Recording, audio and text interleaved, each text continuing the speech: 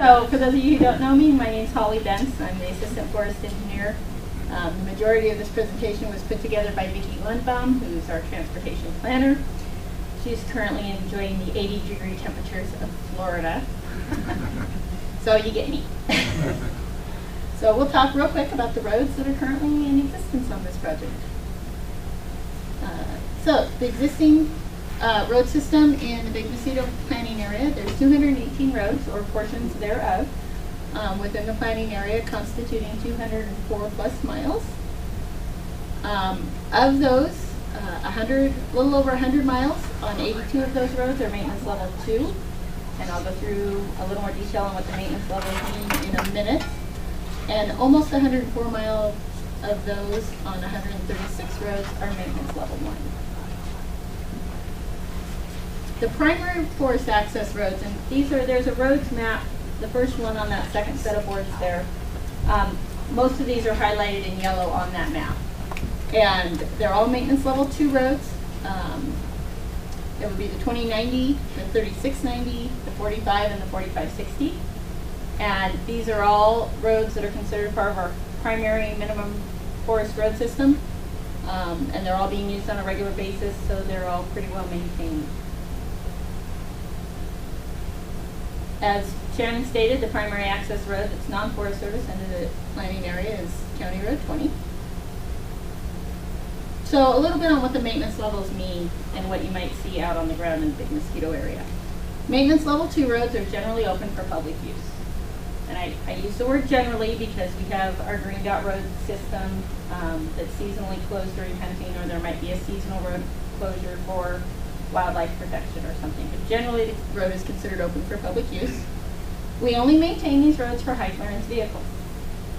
That said, because our road system has been so well maintained over the previous years, a lot of them are still passable to passenger cars. But in the future, with declining budgets, you may not always see that.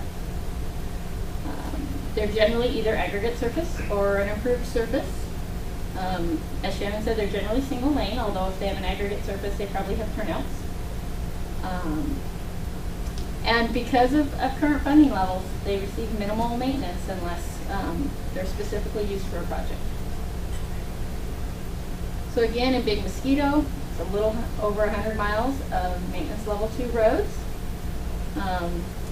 Approximately 8% of those are actually closed naturally or have no right of way.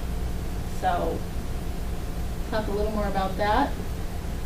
So we've done surveys in the Big Mosquito Project area on our roads. And what we found out there is in our maintenance level 2 roads, they're generally in one of 3 condition states. So they're either open and in fair or poor condition.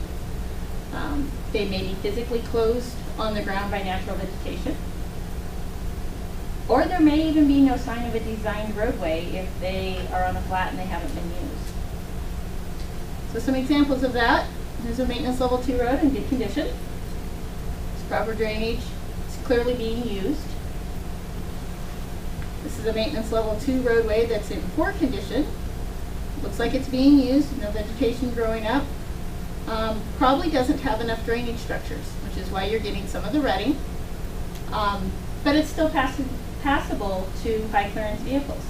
So unless this rutting is causing major resource damage, it's probably not going to get repaired immediately. Again, this another example of a road with probably inadequate drainage. It's coming down across the road.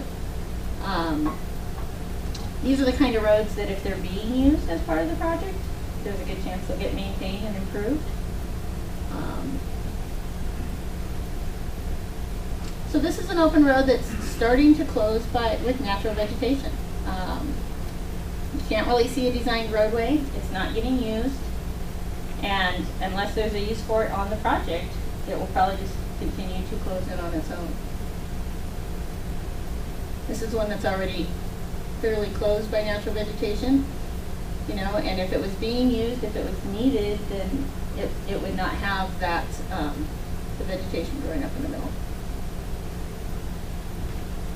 And this is one, again, open road, not getting used. So it is considered an open road.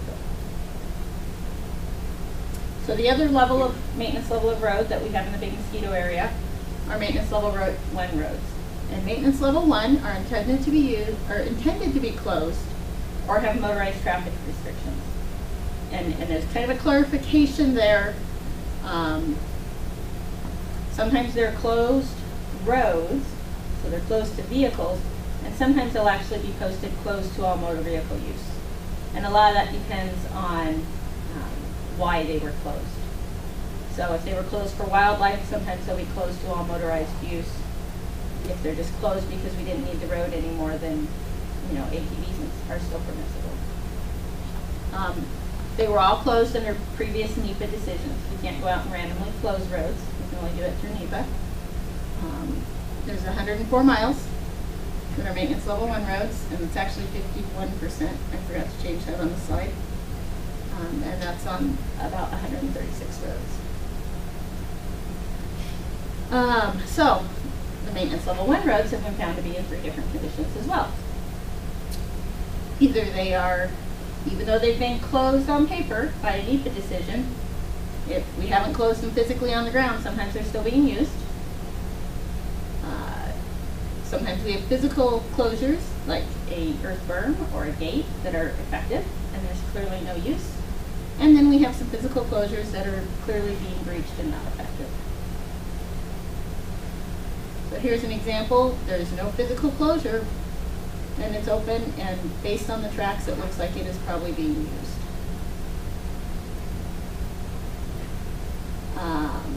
Here's one with an earth berm. This is an effective closure. There's no signs of tracks. There's vegetation growing up behind it. So this would be an effective closure. Again, the road is closed. You can see the Carsonite sign here marking the road number, but there's no sign of the designed roadway, and there's no tracks indicating use. This is a physically closed road. Actually has a sign and a barrier, and yet these tracks kind of look like we're probably getting used. That would be a non-effective closure. Another ineffective closure. People like to just take out our pole gates. Here's one that's closed by an earth berm, but it's clearly being used. Now whether it's being used by vehicles or OHV, since we allow cross-country OHV use, it's not an effective closure, but it may still be legally being breached, if that makes sense. An attempted an earthen berm that's being breached, probably by all kinds of vehicles. So when our road closure efforts aren't effective, a lot of times we get unwanted resource impacts, and that's some of what you've seen being talked about by Bob and some of the other specialists. They can result in an increased need for maintenance and associated funding, which we don't get a lot of. Estimated 30% of the existing closed roads in the Big Mosquito planning area are not effective closures and are being used. So lastly, just touch on right-of-way real quick. There's 3/4 miles of road on 4 different roads that are on private property that have no right-of-way access. And access through these private lands will need to be analyzed through the process, and we're already working on some of those as far as getting either a temporary or permanent right-of-way. We have a land specialist in Baker City that helps us with those.